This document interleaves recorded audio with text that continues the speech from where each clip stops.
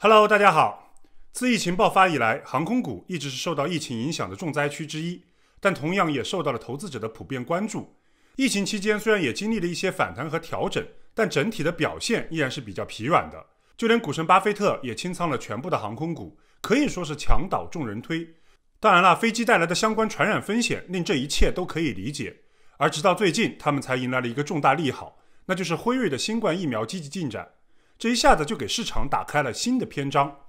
那受疫情冲击最大的几个资产板块，在过去一周都迎来了显著的涨势，其中自然也就包括了不少人关注的航空股。那今天我们正好可以来更新一下航空股的最新情况，看看这是否就意味着航空股就有望迎来持续的上涨。另外呢，我觉得投资其实也不用一条路走到黑，如果对航空业整体的复苏是有信心的，想要找机会提前布局，但又不想冒险选择具体的某一家航空公司，那不如我们可以把眼光放得宽一些，关注航空股的同时，也可以来看看飞机租赁行业的股票，说不定会发现潜在的投资机会。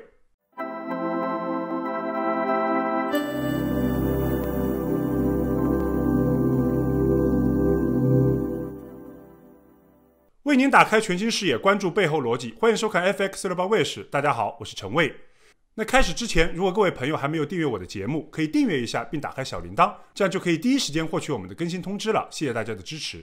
那在辉瑞疫苗的重大利好消息公布之后呢，航空公司的股价其实跟随其他的周期类股迎来了一波大涨。这个时候，对于航空股有信心的投资者心中可能会想一个问题，那就是这样的上涨是一个一次性的事件呢，还是真的可以持续下去？尤其是之后2天，航空股是出现了一些适度的回落，以及迎来一些波动，这就令人感到更加的犹豫了。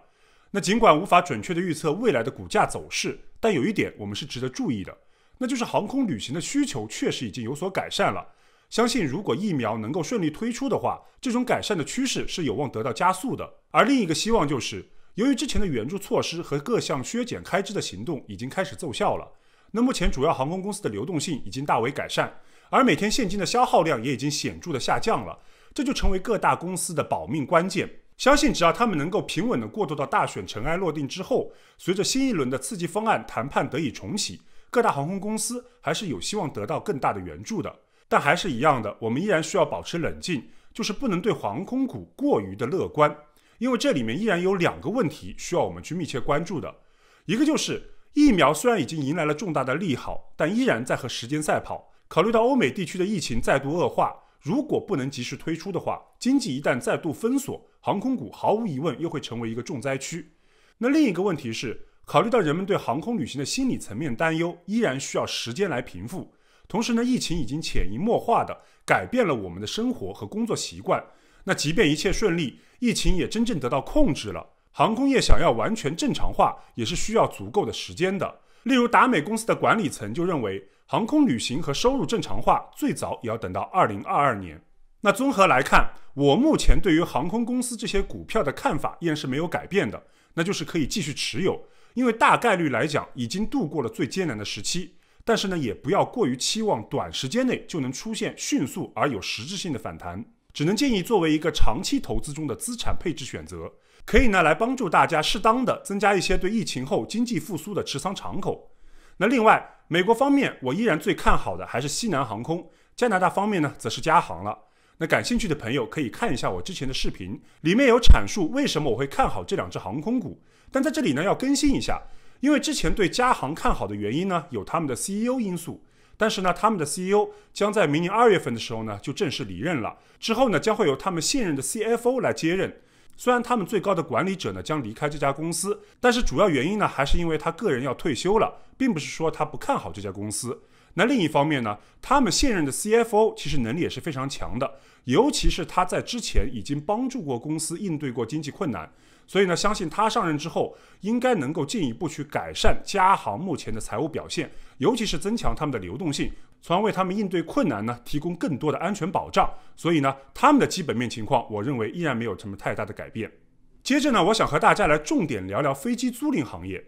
可能这个行业呢，并不是很多人都了解，但是我感觉这次的疫情不仅改变了人们的生活和工作习惯，同时也可能会改变未来航空业的操作模式。这里面可能就会为飞机租赁行业带来更大的发展机会。所以我觉得如果我们有意想在航空业最终复苏之前呢，投资这个行业，可以不用完全的把目光局限在这些航空公司上面，也可以一起来了解一下背后的飞机租赁行业。因为他们虽然也受到了疫情很大的影响，但是这个行业有一些特点，令他们可以顺应后疫情时代的行业变化，从而获得更有利的反弹机会。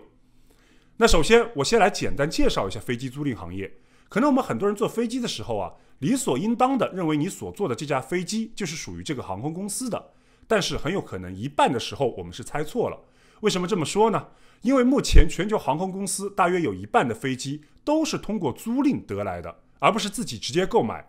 那飞机租赁本来就是一个冷门而且具有很高门槛的行业，不过随着亚洲首富李嘉诚以及股神巴菲特的高调进军，这个大家不太熟悉的市场也开始被人们所关注了。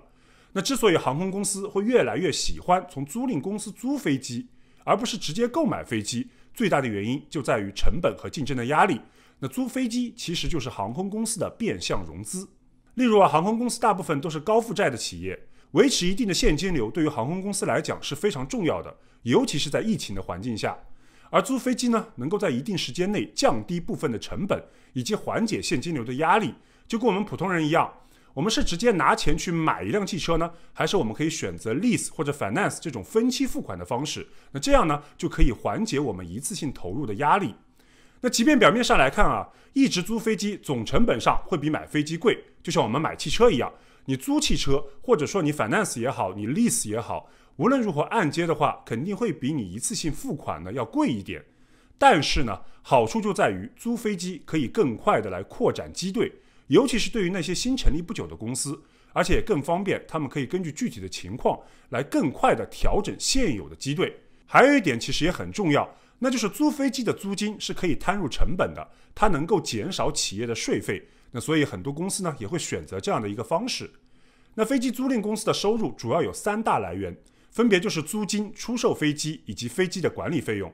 那路透社的数据显示，全球飞机租赁商的净利润可以高达 20%， 这是远高于航空业的平均水平的。但是需要注意的是，这个行业它有着一个极高的专业水准要求，那其中涉及到该领域特有的像法律啊、财务的复杂性以及特殊的资产风险。毕竟飞机的单价是非常高的，那如果管理失当，等待租赁的飞机数量太多，那融资结构错误等问题一旦出现，它就会迅速的恶化开来。所以对这类股票感兴趣的话，我觉得还是尽量去研究那些行业内的龙头企业，这样相对来说安全性会高一些。例如在这个行业里比较出名的就是美国2大租赁公司，一个就是 AirCap， 一个就是 Air Lease。那在疫情下，飞机租赁公司呢同样也会受到不利的影响。那主要呢也是有2种情况的，一种就是航空公司的财务状况恶化了，口袋里没钱，那他就会要求什么呢？我能不能推迟支付租金，或者呢我发生了租金违约，甚至还有一些情况是航空公司直接破产了，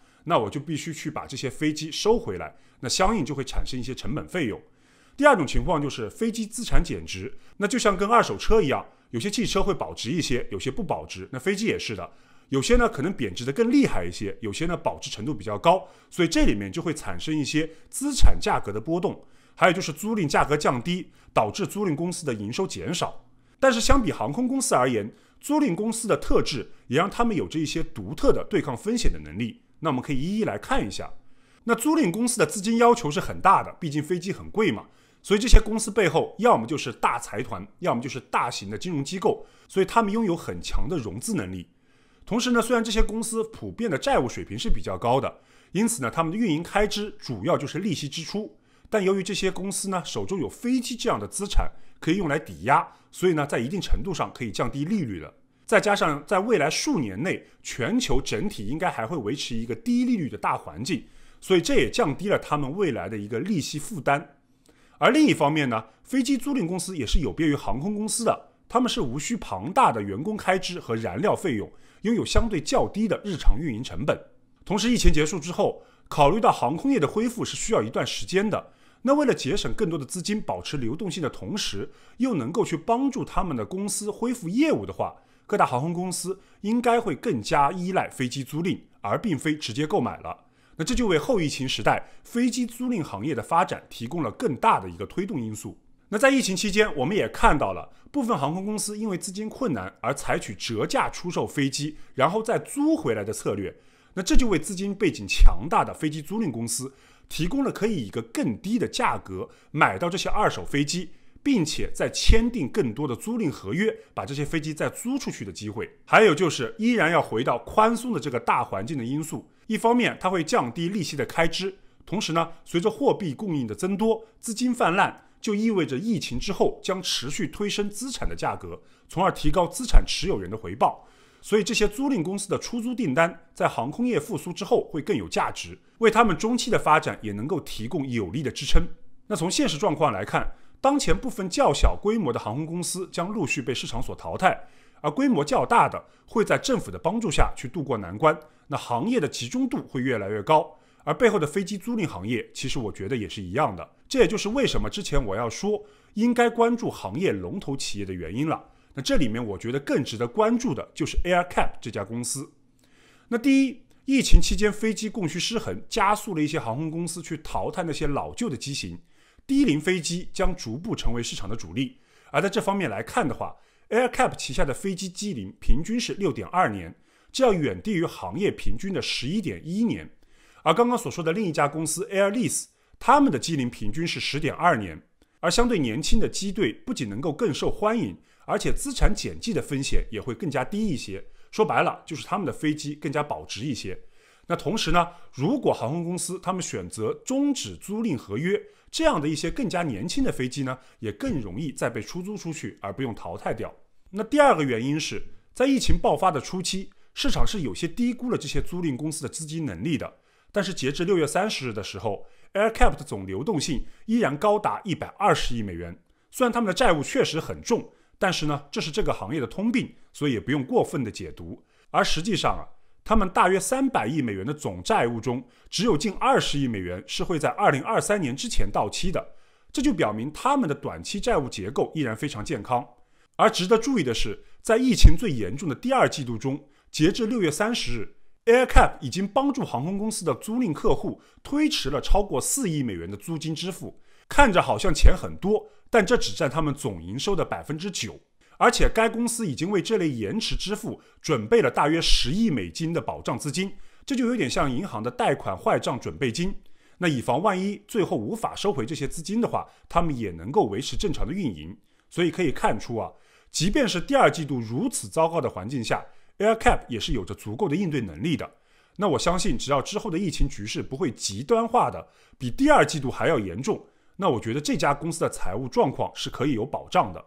而结合疫苗的利好消息，虽然近期的疫情呢确实是比较严峻，但我觉得人们已经有了很多的方法去应对疫情，人们也开始习惯了在疫情下的生活方式，所以我觉得出现比第二季度更加糟糕的环境，这种概率依然是很低的。那第三就是全球各地区似乎正在以不同的速度恢复正常化，因此 AerCap 公司本身的多元化结构也会为他们带来更快速的复苏，因为他们大约有一半的收入是来自于亚洲和欧洲地区的。那有意思的是 AerCap 的股价算是整个行业中跌得比较厉害的。虽然今年以来的跌幅已经从疫情爆发初期的 75% 缩减到了现在差不多是 42%， 但依然比一些其他的公司要大一些。像刚刚提到的 Air Lease， 他们的年内跌幅已经缩减到了 26% 左右。但是根据综合的分析来看， AerCap 基本面还算是很完好的。那如果我们可以换个角度来看的话，这里面可能就存在超卖的情况了，也就意味着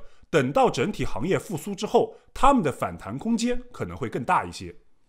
那总结一下，航空业的整体复苏不代表所有的航空公司都会表现得更好，因为各自的运营情况是有不同的。但对于飞机租赁行业而言，却是一个全面的利好。所以想要布局后疫情时代航空业整体的复苏前景，不妨也可以关注一下飞机租赁行业的股票。不过还是要切记，所有实质性的反弹依然需要等待疫情的最终结束以及经济的重归正轨，所以很需要耐心以及风险控制。那最后还是要强调一下，我并不是说在这里推荐股票，只是我会拿一些我觉得比较有价值的股票拿出来作为一个案例分析，希望做到的是给大家打开更多的投资角度以及提供有价值的参考。那还是那句话，任何人的分析都不能作为我们的全部投资依据，最重要的依然是独立思考。好了，今天的视频就到这里了。不知道您对航空业有什么看法，或者说您对飞机租赁行业有什么观点？那如果愿意的话，非常欢迎在底下留言和大家分享。那谢谢您的支持。那如果喜欢我的视频，麻烦订阅、点赞和转发，同时还可以打开小铃铛，这样就能第一时间获取我们的更新通知了。祝各位投资顺利、健康平安，我们下期再见。